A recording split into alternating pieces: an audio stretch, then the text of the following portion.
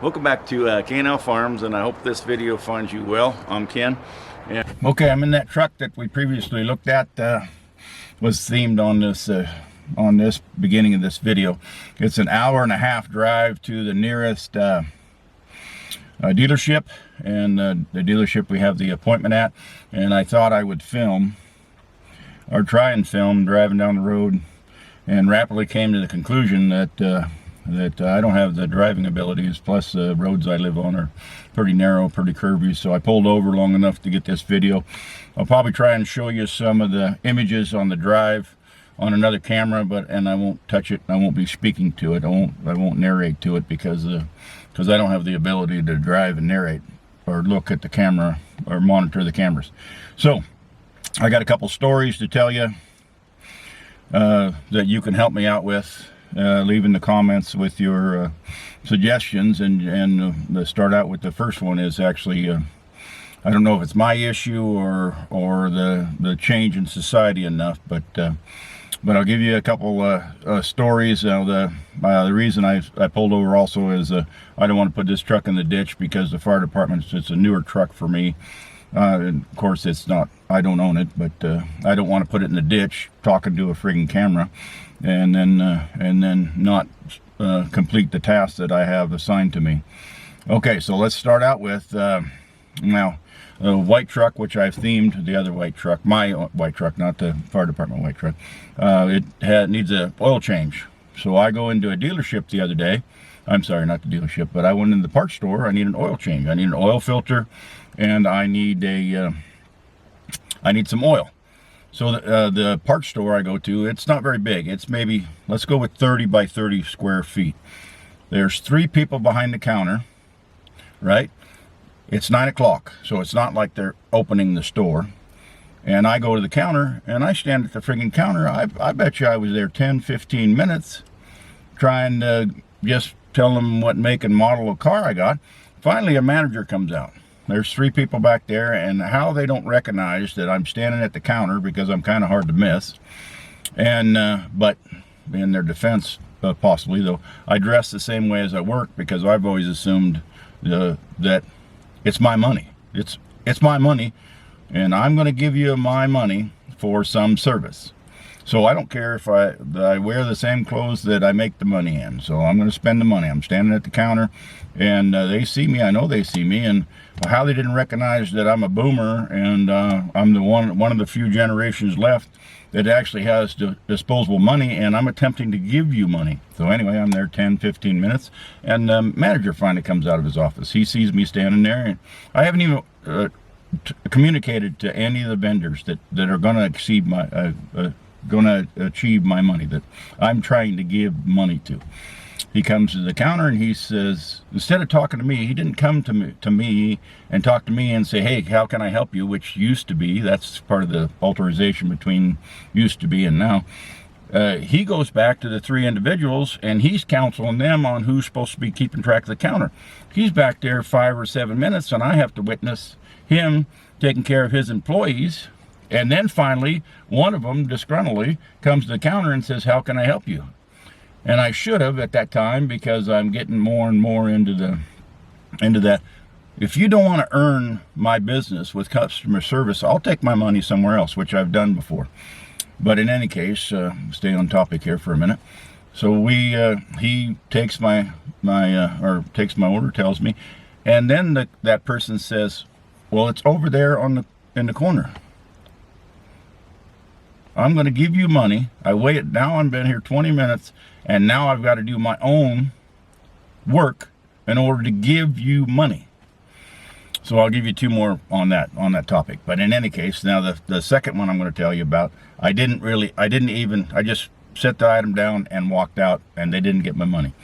So I go to Costco. Costco is a local vendor around where we live at, and I wanted a pair of sunglasses. So I was buying them for my son-in-law for his birthday present. Now they're fairly expensive for me anyway, because I've always wore, go to the local store or the little gas station, they used to be $10, grab a $10 pair of sunglasses. In fact, I don't have mine on, I could show you.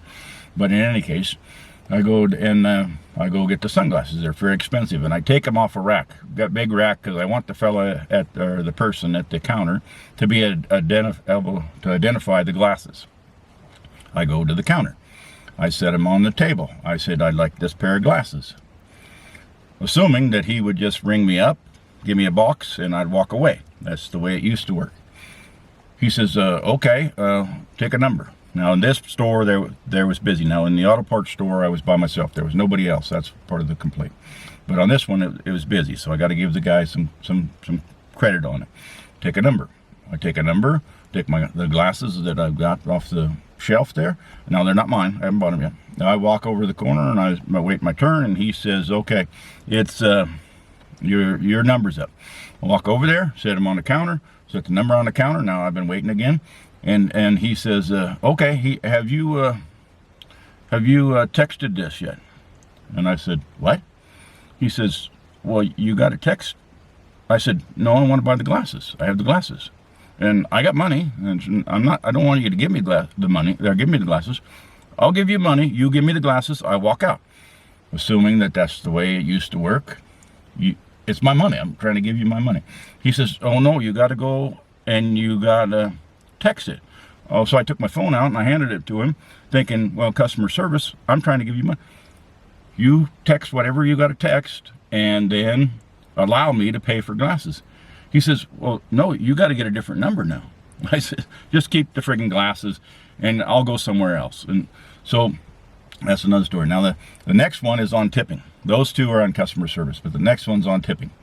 Okay, so tipping. So I go to which I think's got carried away too, but I go to the airport. Now we travel periodically, but I go to the airport, right? And I go to the airport, and I go to the counter, and I just want a cup of coffee. I don't want anything else, just I want a cup of coffee. So I go to the counter, and the lady hands me the cup. She hands me a large cup of coffee. She charged me $3.50. And then I'm pretty sure, now this could be just me, but I'm pretty sure she wanted me to tip her for her handing me the cup. She didn't fill the cup up. She didn't come out to the counter and fill the cup up and then hand me the cup. She handed me an empty cup and a lid and wanted a tip for it. And I paid $3.50 for the cup of coffee, for just the cup. There's not enough coffee in it yet. It's just got the cup. So anyway, now I was going to tell you also that and I appreciate it, that the channel's starting to get some growth, and I've been kind of researching the fact that to get a membership going or grow the community into a membership, and YouTube has a membership program where you would pay some dollars, and then you would come in and you would actually be able to contact me. You would see videos that were, you know, off the mainstream videos, and that were more or less privately for the membership. And I've decided against that. I've decided to go with a third party, and the reason being is coming up. I'm going to tell you my life in a small town. Now, see, just in that's lyrics to a song, and I could get a copyright strike just for those words from the lyrics, trying to describe where I've lived all my life. So I'm going to go to Patreon. I'm going to, at a later date, once I get more traction, which I'm getting traction, and I'm going to start a Patreon page later on. I'm going to launch it. I'll announce when I launch it. That way I can actually go outside of YouTube. The other thing is, with YouTube, it seems like they got their thumb on the scale a little bit heavy. They're taking too big a piece of pie, in my opinion. And if I get onto Patreon, they take a lot less money so I can grow the community, the camera equipment, that type of stuff. So anyway, on that, in a small town. Now I'm going to describe small town now, because last night I was watching a YouTube video, and there was a fella on the YouTube, and he said he was in a small town, and then he followed it up by, well, the town I live in is 10,000 people. Okay, so there's I need to define what I mean by small town. Now the story I'm going to tell you involves where I raise kids. Now I raise kids in a different county than the county I live in. Both counties are pretty close to the same size, and the county I live in now, and that previous county, approximately we had 5 townships in the county.